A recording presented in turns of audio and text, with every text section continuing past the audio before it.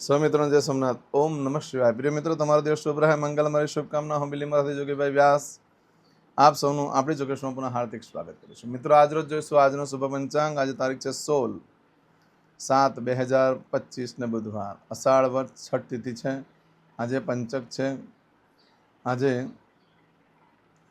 જે બાળકનો જન્મ થાય છે એની તિથિ ગણાય છે છઠ. આ છઠ તિથિ આજે રાત્રે 9:03 પૂર્ણ થઈ જાય છે. પરંતુ આજે રાત્રે 9:03 પછી જે બાળકનો જન્મ થાય એની સાતમ તિથિ ગણાશે. આજે જે બાળકનો જન્મ થાય છે નક્ષત્ર ગણાય છે ઉત્તર ભાદ્રપદ. આ ઉત્તર ભાદ્રપદ નક્ષત્ર આજે સવારે 4:51 પૂર્ણ થઈ જાય છે. અને ત્યાર પછી જે બાળકનો જન્મ થાય એનું રેવતી નક્ષત્ર ગણાશે. આજે જે બાળકનો જન્મ થાય છે એનો યોગ ગણાય છે શોભાન. શોભાન યોગ આજે સવારે 11:58 પૂર્ણ થઈ જાય છે. અને ત્યાર પછી જે બાળકનો જન્મ થાય એનો અતિગંડ યોગ ગણાશે.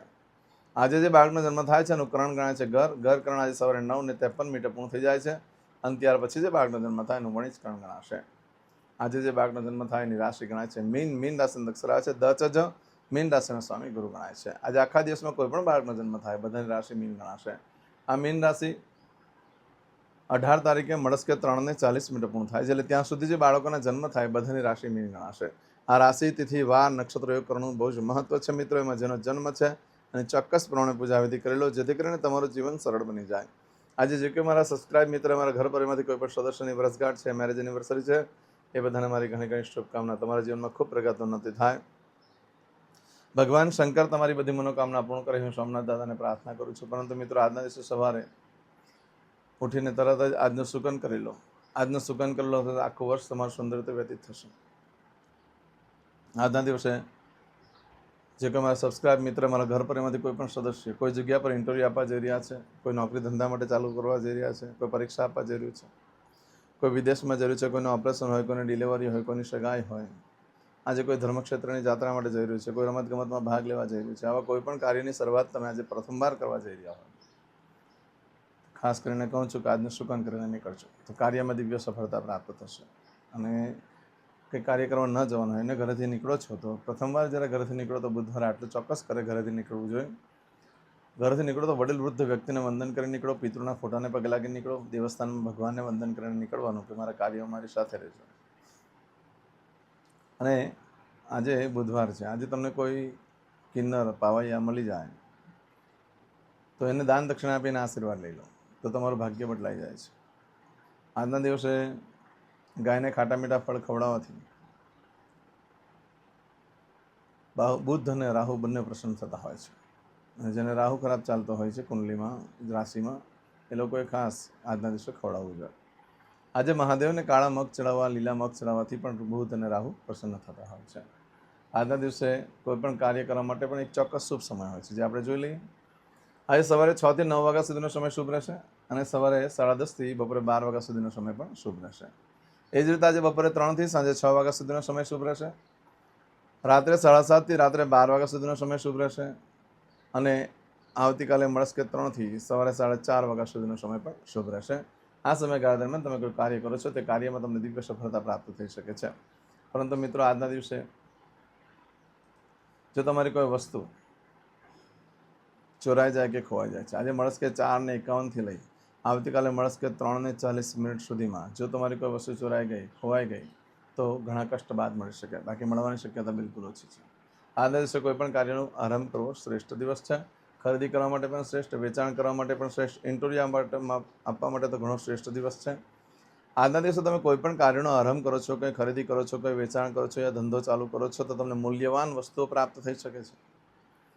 આજના દિવસે જે કાર્ય કરો છો એમાં સુખ, સમૃદ્ધિ, ઐશ્વર્ય પ્રાપ્ત થતું હોય છે.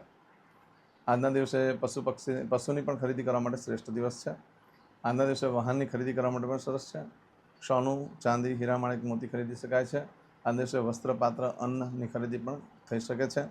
જમીન મિલકતની પણ ખરીદી થઈ શકે છે. ઘર વગેરે ખરીદી કરી શકો છો. આજના દિવસે પુસ્તકની પણ ખરીદી કરી શકાય છે. ધર્મનું પુસ્તક ખરીદી કરવા માટે શ્રેષ્ઠ દિવસ છે. વેપારી ભાઈઓ માટે પણ આજે ઘણો દિવસ શુભ રહેશે.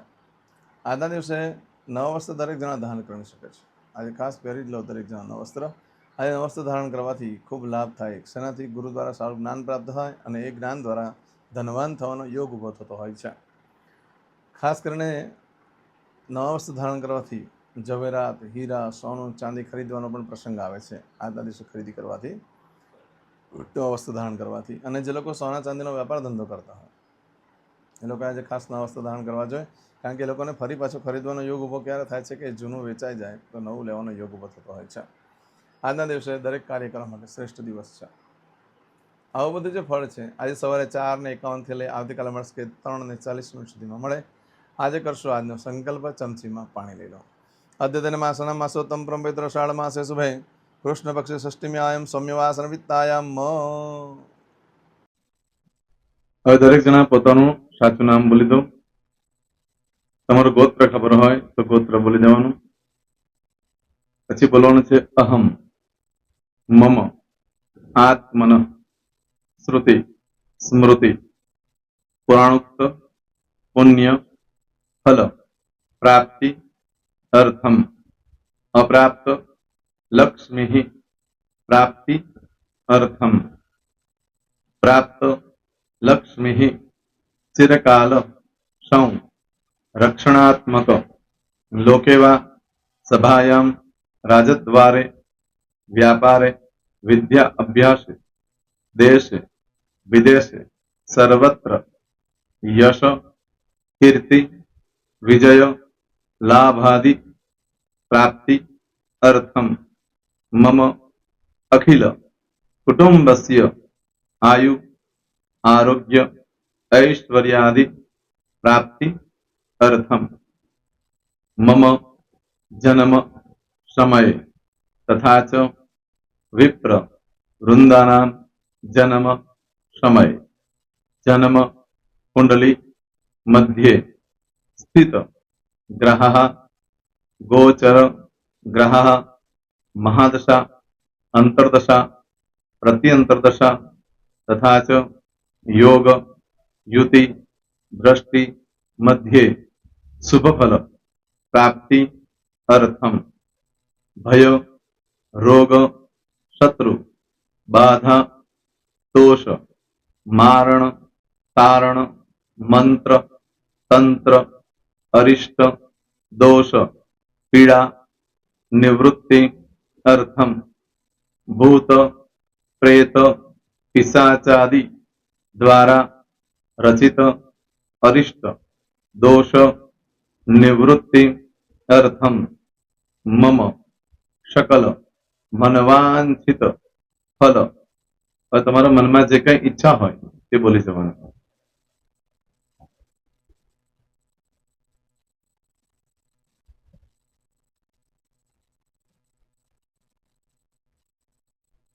બોલવાનું અનુસારતઃ સકલ મનવાંછિત ફલ પ્રાપ્તિ અર્થમ.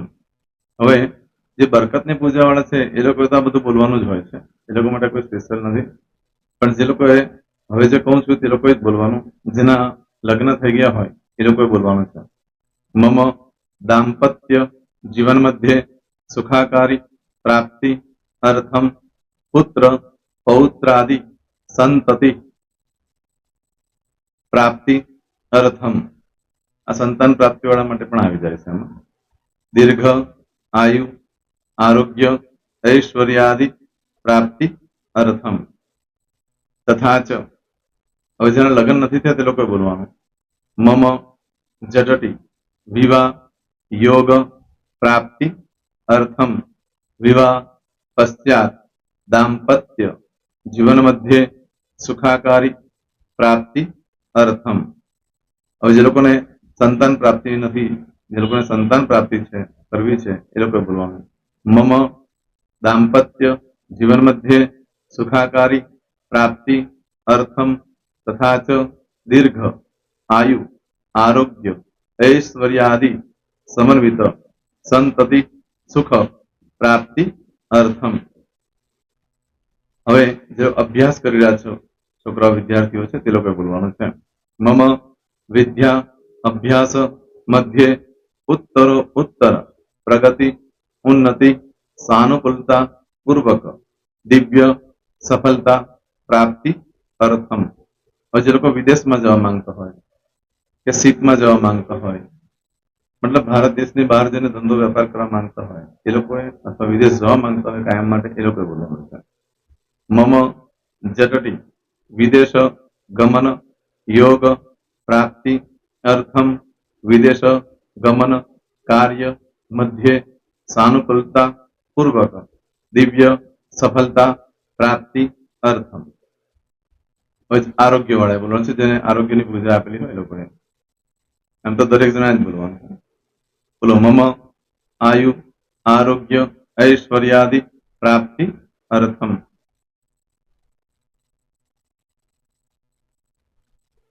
दरेक जना बोलવાનું. सकल मनवांछित फल प्राप्ति अर्थम अद्य दिने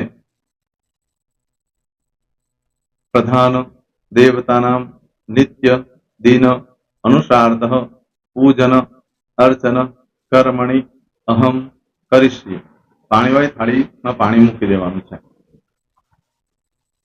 હવે તમારી બધી પૂજા જે મેં આપેલી છે એ પૂજા થઈ જાય, અથવા તો તમે રોજ પૂજા કરતા છો, મારી પાસેથી નથી લઈ ગયા, એ પૂજા થઈ જાય પછી ફરી પાછી ચમચીમાં પાણી લેવાનું. અહીંયા વિડીયોને સ્ટોપ કરી દેવાનું.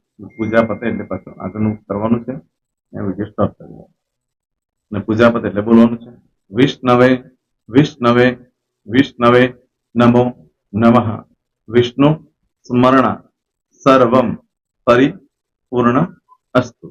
एतानि गंध पुष्प धूप दीप नैवेद्य ताम्र दक्षिणा प्रदक्षिणा सहित ऋणु मम सकल मनवांछित फल प्राप्ति अर्थम पूजन अर्चन प्रियदान न मम। पाणी मूकी देवानुं, पाछुं पाणी लेवानुं. पूजन अर्चन ब्रह्मार्पणमस्तु. नीचे जमीन पर पाणी मूको, एमां आंगળી ઘસી કપાળમાં તિલક કરી દો. કપાળમાં જમીન પર પાણી મૂક્યું છે એમાં. ત્યાર પછી ભગવાનને કહેવાનું કે હે પ્રભુ, આજે પૂજા કરતા કઈ પણ પ્રકારની ભૂલચૂક થઈ ગઈ હોય તો અમને ક્ષમા કરજો. અમે તમારા બાળક છીએ. પ્રભુ તમારો ખૂબ આભાર માનું છું. આજે મારી પાસે તમારી પૂજા કરાવી, મારી મનોકામના પૂર્ણ કરી. પ્રાર્થના કરી દો. જગ્યા પરથી ઉભા થઈ શ્રીનારાયણ ભગવાનને પાણી ચડાવી દો. નિત્ય કર્મ જે કરતા હોય તે કરો. જય સ્વામિનારાયણ. તમારો દિવસ શુભ રહે. તમે અને તમારો પરિવાર સુખી રહે, સંપન્ન રહે, સુરક્ષિત રહે, એ ભગવાન સોમનાથ દાદાને પ્રાર્થના. તો મિત્રો, તમે મારા વિડીયોને લાઈક ના આપી હોય તો સૌથી પહેલા લાઈક આપી દો. અને ત્યાર પછી જો તમે મારી આ ચેનલ સબસ્ક્રાઇબ ન કરી હોય તો સૌથી પહેલા સબસ્ક્રાઇબ કરી લો અને બેલ આઇકોન ઓલ પર ક્લિક કરવાનું ભૂલશો નહીં, જેથી કરીને સૌથી પહેલા નવી વિડીયો જે કંઈ મૂકું એ તમને મળે. મિત્રો, કંઈ પણ મૂંઝવણ હોય તો મને આ નંબર પર તમે ફોન કરીને પૂછી શકો છો. મારો મોબાઈલ નંબર છે 9825546459. મિત્રો, કોમેન્ટ્સમાં જય સોમનાથ લખવાનું ભૂલશો નહીં. ફરી પાછા નવા વિડીયો સાથે મળીએ. ત્યાં સુધી સૌને જય સોમનાથ.